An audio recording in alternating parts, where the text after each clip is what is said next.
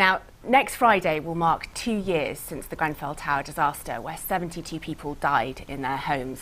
The aftermath saw a grieving community express their anger, contempt and distrust of the authorities. Ryan Ramgobin has spent some time in North Kensington this week to gauge the current mood in the community. I remember everything that happened that night, from the moment I got woken up and to the moment that I tried to go out and to the moment that I really went out. I'd never seen anything like that, and no firefighter in the UK has seen anything on that scale. I can remember it like yesterday. A disaster forever in our hearts. 72 people dead, the biggest single loss of life in London since the Second World War.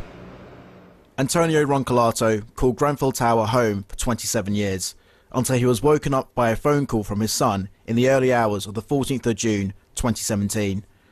In no moment that night I felt, okay, this is it, never, never. I said, okay, this is something that, you're not going to get me now. I'm getting out of here. Antonio was one of the last people to escape the blaze, waiting more than 4 hours to be rescued.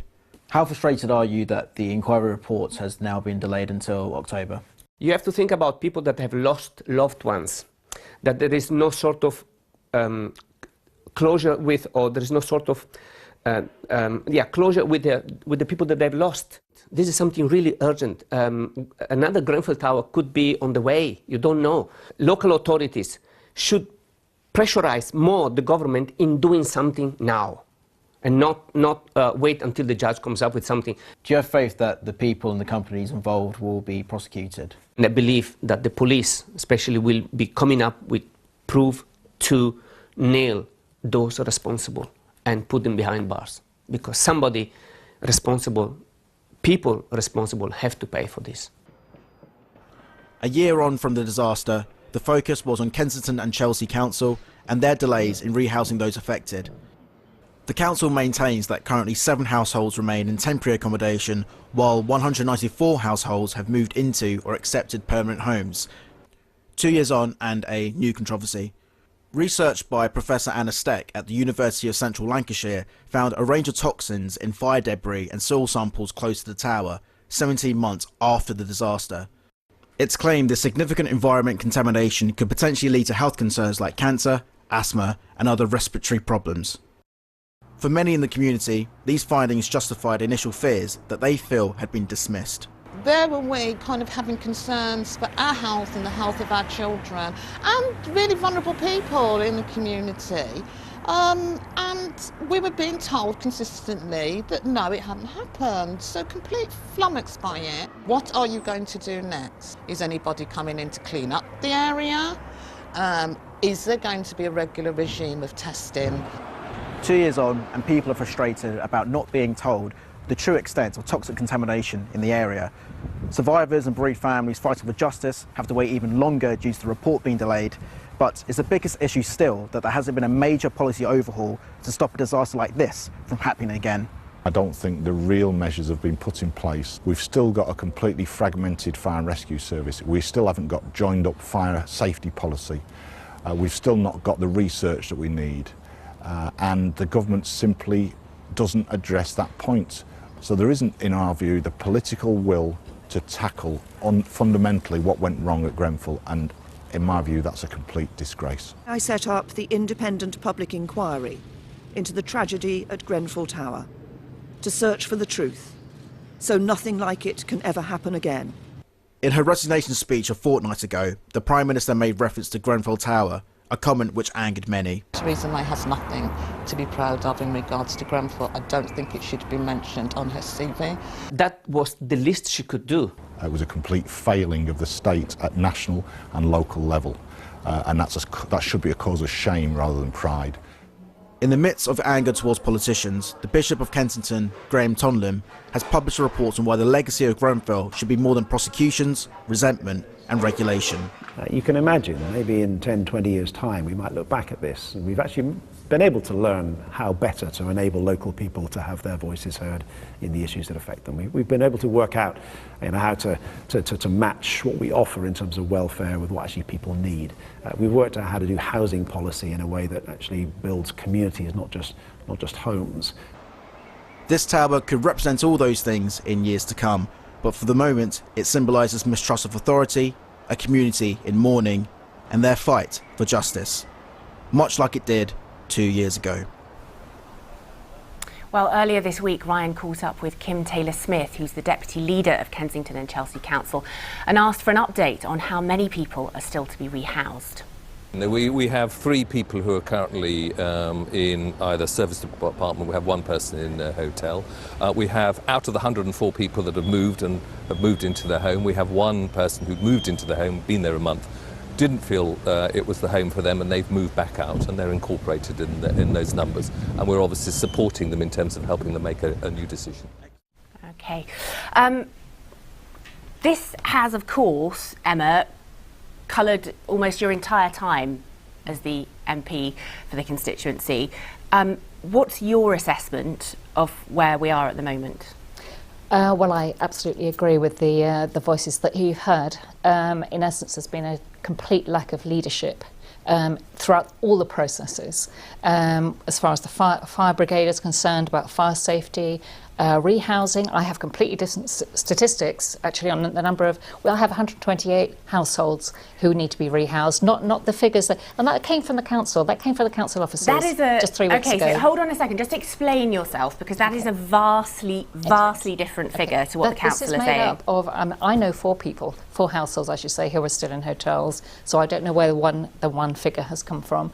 There are also a number of people, as you said, in service departments, and bear in mind they're one step up from hotels, but you can't put a poster on the wall if you're in a service department. It's not your home, you're living out of suitcases. And then there are other people who are either sofa surfing, staying with friends, or they're in the walkways next to the tower, but Emma, they're traumatised. Is this because you're including, I just want to check this for clarity, because of course people at home will hear the figure you're using. But yeah, so you're including people who weren't just living in the tower, but in the area immediately surrounding it. So it isn't strictly the Grenfell families. It's not from the tower and the Grenfell Walk. It's people in the walkways, and many of those families who I meet all the time, I live just up the road there, are very, very traumatised. Some of their children are still sleeping with their parents. Children, primary school age children, wet in the beds, having nightmares, missing school, falling behind in school. There's serious mental health problems, and they're stuck there. Indeed. Now, Stephen, that's fine, we debate about the figures somewhat, but we heard Matt Rack from the Fire Brigades Union there call this a complete failing of the state at national and local level. I mean, he's right, isn't he? Well, I don't think he is he? Because there's been a huge amount that he failed to acknowledge that has already been done in terms of working on all the plough blocks to make sure what the cladding is there, making sure that any of the similar cladding is going to be removed, replaced, and is being replaced. It's kind of remarkable that 2 years on we still have buildings that are covered in this cladding, though, isn't it? Well, are you clear there are any that are still clear in this studding? Yeah. The whole process is going through to remove them. The government has actually come in where there are private blocks that are in this cladding now to make sure that's out. And I think the point is that there are going to be huge lessons to learn from the public inquiry. 2 years. Most public inquiries last an awful lot longer than that, Emma. The point about it is that if we didn't stop and learn the lessons from the public inquiry and rushed off with some of those actions now, I could hear absolutely some people like Matt Rack saying, oh, you should have waited and learned the lessons of the public inquiry. But there was the Lacanal fire in 2007. There were recommendations made then. And some of those are being enacted But now. some of them now, from 2007. Yeah, I mean, we're talking about 12 Yes, years. If steps had been taken from those recommendations at that point, some of the stuff at Grenfell, may not have happened. Yeah, I sat on the London Fire and Emergency Planning Authority for a year before Grenfell. I stepped down at that point. We spent the whole year lobbying government to implement the Lacanal recommendations, because it could happen again. And actually Grenfell could happen again tomorrow, because we still have buildings with combustible cladding. We've got some in my constituency. We have buildings with HPL, which is even more flammable. And there are a lot of buildings with those. They haven't even tested that yet. You look like you seemed that you wanted to come in. Well, I have just been making the point to you that, as you know, the government has put in place a programme of ensuring any building with those claddings is going to have that cladding removed. And it's now working also, even in private buildings, to make sure that if landlords aren't going to do it, the government is going to accept the responsibility. But it just has been so slow, and I think you can kind of feel the frustration almost, even as you watch the package of the people. But people had to Yeah, but people had to ensure that it was what was the cladding on buildings, and that whole process went through. We are talking about actions now that the government took over a year ago. But you can understand why people involved in this feel so frustrated by it. I do feel. Of course, I understand that. Their homes have been removed. There was cladding on a building which was clearly inflammable and shouldn't. I mean, it was the wrong decision was taken by the local council, of which Emma was a part at the time. And the whole issue now is to make sure that it never happens again. And surely the sensible thing is to learn the lessons of the public inquiry and to take those forward alongside the actions that have already been taken. I suppose the fact is, though, is that an inquiry, by its very nature, is a long process. We're only just coming to the end of the first phase, then we're going to have the second phase, and that just stretches out the period for the people who experience this in terms of holding anyone to account. This is all taking... Yes, but that doesn't mean to say actions aren't happening now and things aren't being done now. And it doesn't mean to say that the look at the sort of the inspections that need to be done about what is the quality of the soil can't be done. It doesn't mean to say that actions aren't being taken about combustible material use. It doesn't mean to say that actions aren't being done about rehousing. And you heard the Deputy of the Council, Kim Taylor-Smith, talk through those numbers. I know Emma disputes those numbers, but she's... His own council disputes the numbers. Well, no, they don't actually, because I've actually got them in front of me, because I asked them, because I knew you would dispute them. No, we got them on... I actually got them from the council on Friday. What you're doing is talking about larger numbers, because you're looking at a wider group than the absolute direct building, but also the wider community.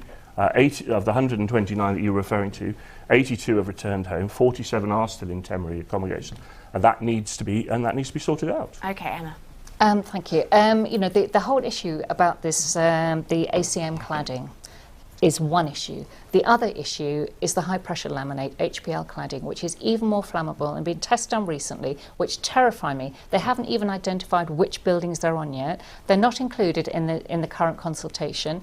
There are buildings with flammable render, which they're not in the current consultation. There are very specific things. At the debate we had last week, we asked for representations from all the different organisations who've been involved over the last 2 years. And they are all completely concur on particular issues. One of the issues is of the buildings that have had their cladding removed, architects tell me, because I've got a lot of architect friends from my other life, they have no idea what to specify. They don't know what is now safe to put back on buildings. And as I say, there's a total lack of leadership. Nobody's looking at the whole picture. Oh, take the cladding off, that's fine now. But they don't know what to put back up. Okay. It's absolutely insane. There's no leadership. Stephen, I think people will just feel that there is and has been a lack of leadership, and there continues to be a lack of leadership on this. And we're talking at council level, a Conservative-run council and a Conservative-run government. And what can you say to those people? Well, I can say that I absolutely understand their frustrations.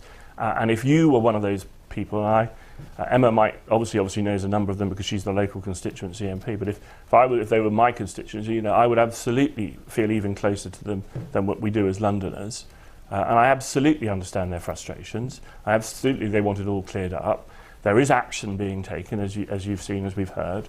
There are a number of things going through. There will be a public inquiry from which we will learn lessons from, even from the first phase. There are actions taking place now. Okay, thank you very much.